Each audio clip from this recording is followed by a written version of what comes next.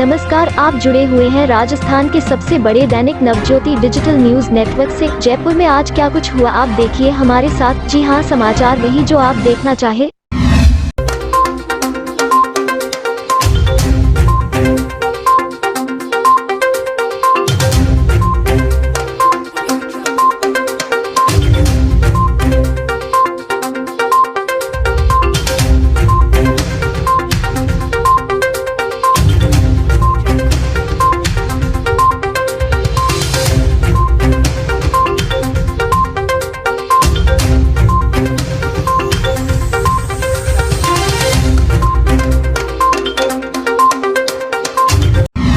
मुख्यमंत्री अशोक गहलोत ने गुरुवार को वीडियो कॉन्फ्रेंस के जरिए भीलवाड़ा जिला दुग्ध उत्पादक सहकारी संघ लिमिटेड की ओर से आयोजित 15,000 पशुपालकों को हेलमेट वितरण कार्यक्रम को संबोधित किया। इस दौरान उन्होंने कहा कि स्कूली बच्चों के पाठ्यक्रम में सड़क सुरक्षा के बारे में जानकारी शामिल की जाए, साथ ही रोड सेफ्टी के बारे में सभी जिलों में ट्रेनिंग सेंटर खोले जाएं ताकि ड्राइविंग से लेकर यातायात नियमों के बारे में प्रशिक्षण दिया जा सके। सीबीएसई का सिलेबस कम करने के मुद्दे पर कांग्रेस ने केंद्र सरकार पर निशाना साधा है। प्रदेश कांग्रेस उपाध्यक्ष और media chairperson doctor Archana Sharma ने कहा कि कोरोना की आड़ में मोदी सरकार छात्रों के भविष्य के साथ खिलवाड़ कर रही है।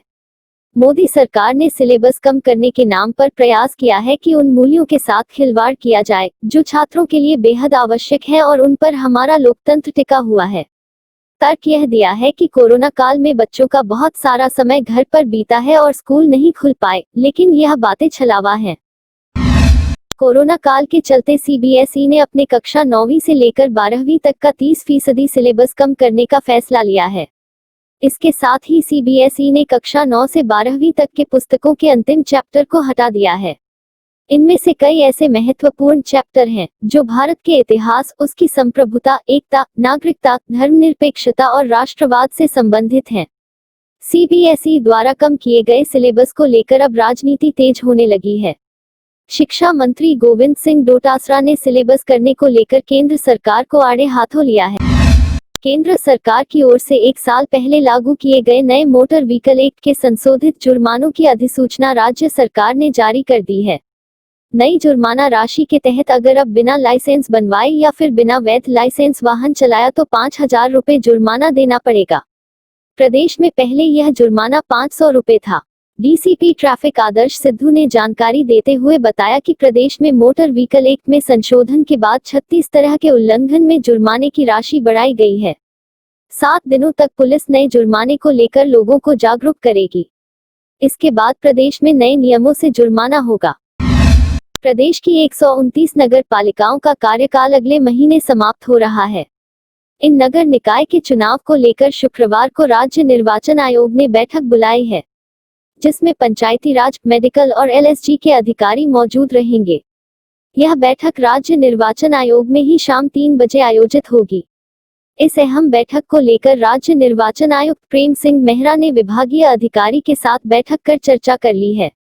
अब इसी संबंध में अन्य विभागों के अधिकारियों के साथ चर्चा की जाएगी, जिसमें कोरोना संकट के समय विभागों की चुनाव को लेकर तैयारियों की समीक्षा की जाएगी। राजस्थान हाईकोर्ट ने राजस्थान विश्वविद्यालय के छात्रों को प्रमोट करने और फीस माफी के मुद्दे पर विश्वविद्यालय प्रशासन को नोटिस जारी कर जवाब तलब किया है। मुख्य न्यायाधीश इंद्रजीत महांती और न्यायाधीश प्रकाश गुप्ता की खंडपीठ ने यह आदेश लोकेंद्र सिंह की ओर से दायर याचिका पर दिए।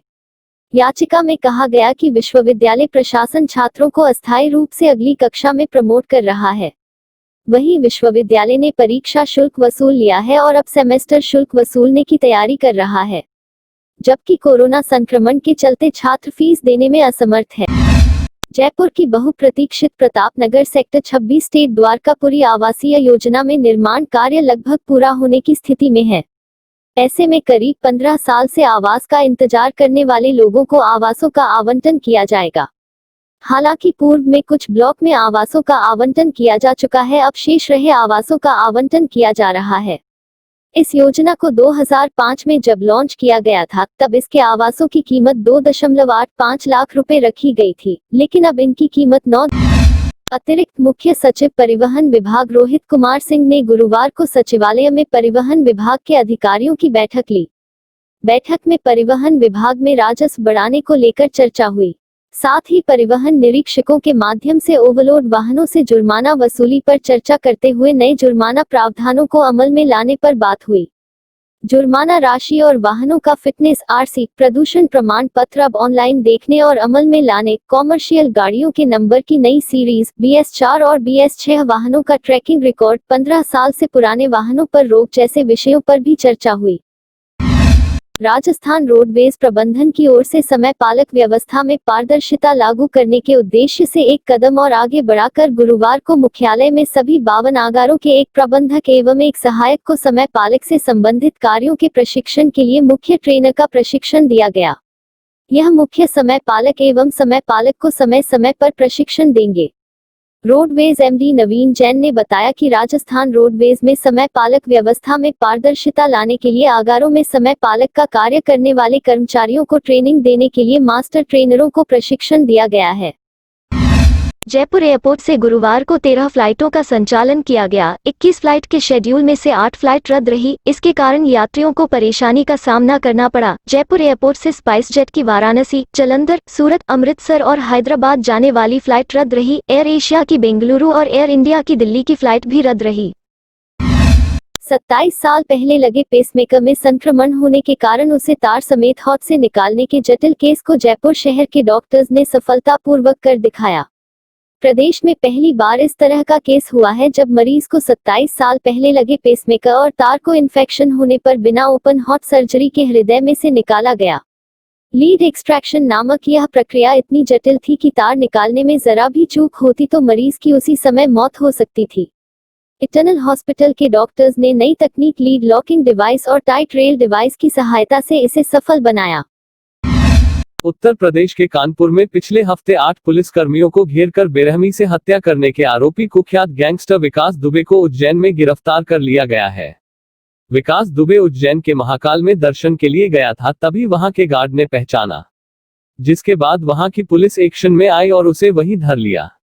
बताया जा रहा है कि गुरुवार सुबह वह 8 बजे महाकाल मंदिर परिसर पहुंचा। वहां प्रसाद की एक दुकान पर पहुंचा। दुकानदार को शक हुआ। उसने मंदिर सिक्योरिटी को बताया। जब पूजा करके वो बाहर निकला तो सिक्योरिटी वाले उसे लेकर आए। आईडी दिखाने को कहा जो किसी और के नाम से बनी थी। जब सिक्योरिटी ने ज्यादा पूछा तो वो मारपीट करने लगा। थाने लेकर आए तो उसने कबूल कर लिया। ये थे आज के मुख्य समाचार। विस्तार से जानने के लिए पढ़ते रहिए दैनिक नवज्योति। दैनिक नवज्योति के YouTube चैनल को सब्सक्राइब करें और ताज़ा अपडेट के लिए बेल आइकॉन दबाएं।